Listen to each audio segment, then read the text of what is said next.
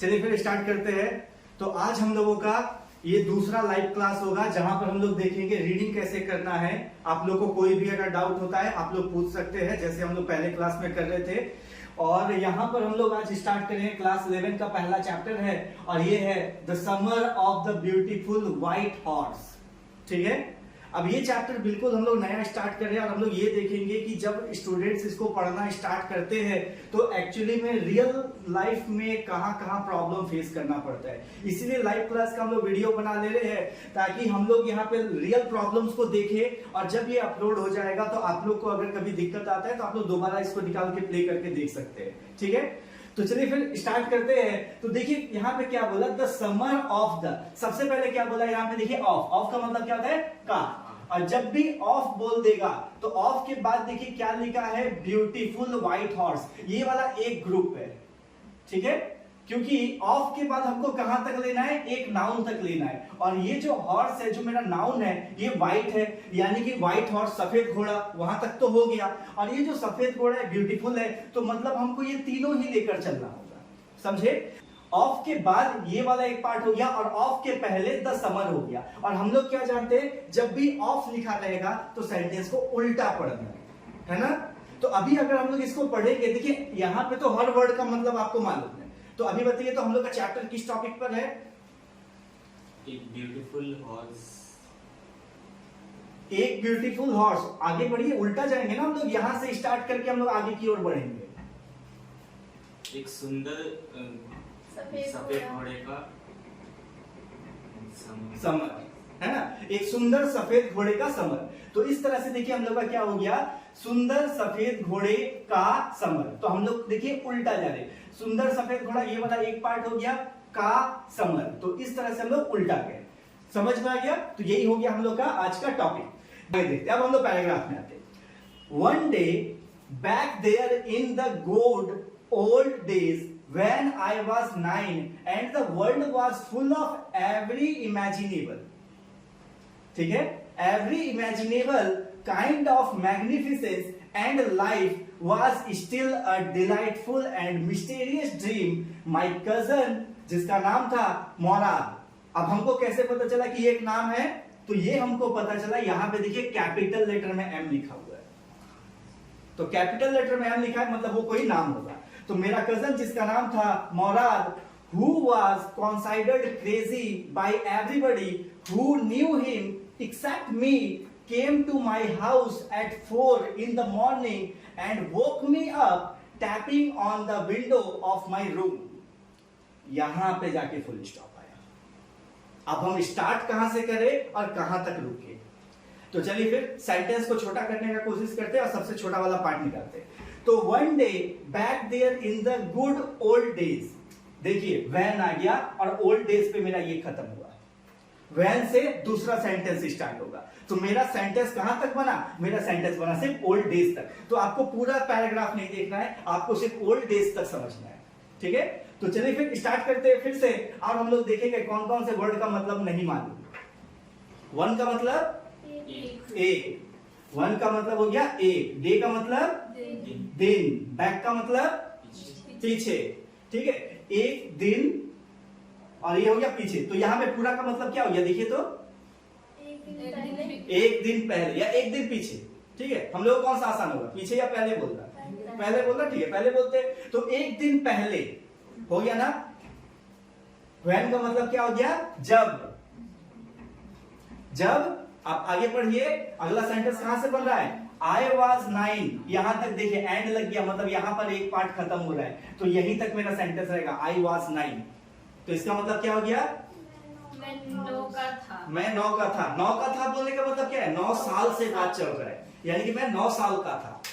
तो आजकल इंग्लिश में 9 years old ना लिख के हम लोग शॉर्टकट में 9 बोल देते, सामने वाले को समझ में आ जाता है कि हम लोग बात कर रहे हैं ईयर को लेकर, उसका साल को लेकर। तो I was 9, मैं 9 साल का था, और the world was full of every imaginable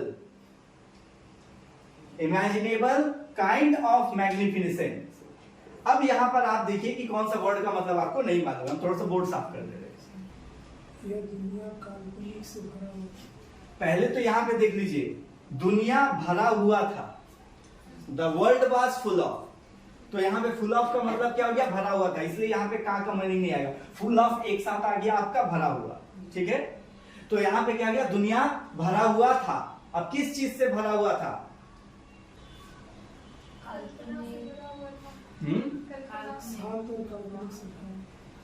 किस तरह से भरा हुआ था? तो ये भरा हुआ था हर प्रकार की कल्पना और भव्यता के साथ। मैग्निफिसेंस का मतलब सिर्फ शांत नहीं होता, भव्यता भी होता है। ठीक है, तो इसीलिए अगर आपको शांत के साथ उसका मीनिंग नहीं मिल रहा है तो और भी वर्ड्स देखिए उसके साथ और कौन सा वर्ड है। तो यहाँ पे क्या हो गया हम लोग का, भव्यता। तो ये जो दुनिया है, the world was full of, दुनिया भरा हुआ था। किस चीज से भरा हुआ था? वो भरा हुआ था शांत और भव्यता के साथ में। ठीक है, नहीं समझ पाया? ये देखिए ना, संसार हर प्रकार की कल्पनाशील। तो संसार किस चीज से भरा हुआ था? तो संसार भरा हुआ था हर प्रकार की कल्पनाशील भव्यता से भरपूर। तो कल्पनाशील भव्यता से भरपूर बोलने का मतलब क्या हो गया कि दुनिया जो है उसमें इमेजिनेशन है, कल्पना है, और हम लोग इस दुनिया में सब कुछ कल्पना से करते हैं। तो इसी कल्पना से ही तो ये दुनिया चल रहा है। अगर प्लेन बना तो वो कल्पना से बना, अगर दिमाग में विचार नहीं आता, दिमाग में उसका एक कल्पना नहीं आता, तो कैसे बनता? समझ पाए ना वहां पे क्या बोलना चाहा? तो इस तरह से यहाँ पे लिखा हुआ है। चलिए अब इसके बाद क्या लिखा है, and life was still a delightful and mysterious dream. देखिए कॉमा लग गया, यानी कि यहां तक एक सेंटेंस हो गया। अब इसको मिटा देते हैं और आगे देखते हैं। यहां से life was still a delightful and mysterious dream, यहां तक एक सेंटेंस हो गया। अब इसको समझिए आप, तो क्या बोला यहाँ पे, लाइफ वाज मतलब जिंदगी था। किस तरह का जिंदगी था उसके 9 साल में? अ डिलाइटफुल। डिलाइटफुल का मतलब क्या हो गया?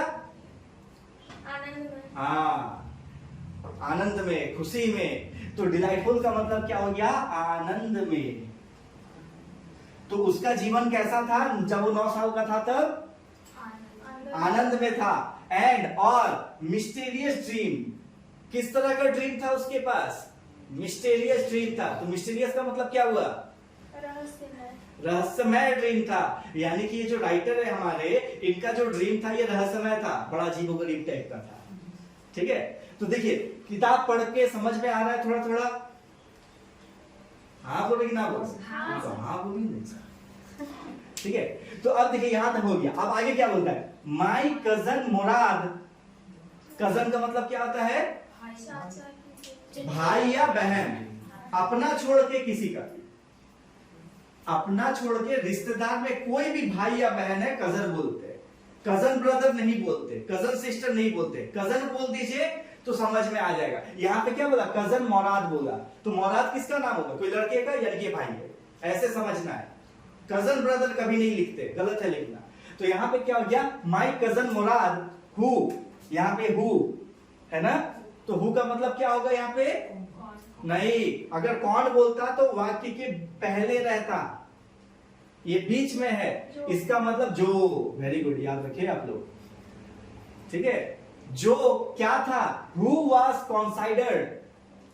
कॉन्साइडर्ड मतलब देखिए यहां पे क्रेजी वर्ड भी दिया हुआ है, यानी क्रेजी मतलब क्या था? थोड़ा पागल टाइप का, है ना।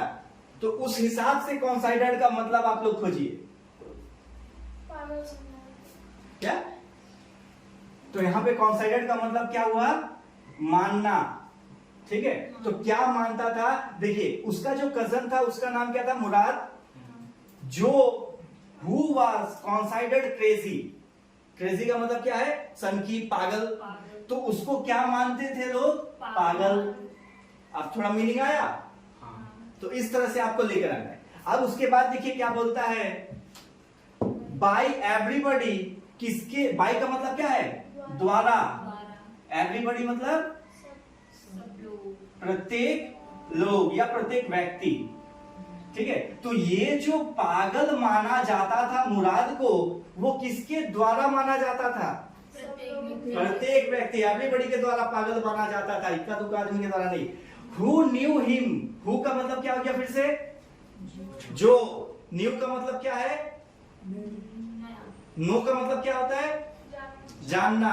और जानने का पास्ट न्यू होता है, जानता था। जानता था। ठीक है, तो यहाँ पे क्या हो गया, जानता था। ठीक है, हु एवरीबडी, प्रत्येक लोग उसको पागल मानते थे जो न्यू हिम का मतलब क्या हो गया, उसे जानता। उसे जानते थे। हिम का मतलब क्या हो गया, उसे। तो जानते थे उसे बन रहा है, नहीं बन रहा है, कैसे बनेगा, उसे जानते थे कर देने पे बनेगा। तो अब थोड़ा सा पूरा का मतलब बताइए, तो क्या हो गया हम लोग का, यहां से माई कजन से लेकर हिम तक, मेरा कजन मुराद। जो यहाँ पे अगर आप जो से बनाएंगे तो नहीं बना पाएंगे, जिसको कर दीजिए, जिसको पागल माना जाता था। हाँ। प्रत्येक लोगों के द्वारा, हाँ जो उसे जानते हैं। हाँ, यानी कि जो मुराद को जानते थे, हर वो आदमी मुराद को पागल मानते थे। ऐसा एक तो मीनिंग देना है, हुआ ना। चलिए अब आगे देखते हैं। एक्सेप्ट मी, अब यहां पे देखिए एक्सेप्ट बोल दिया। एक्सेप्ट मतलब क्या हो गया,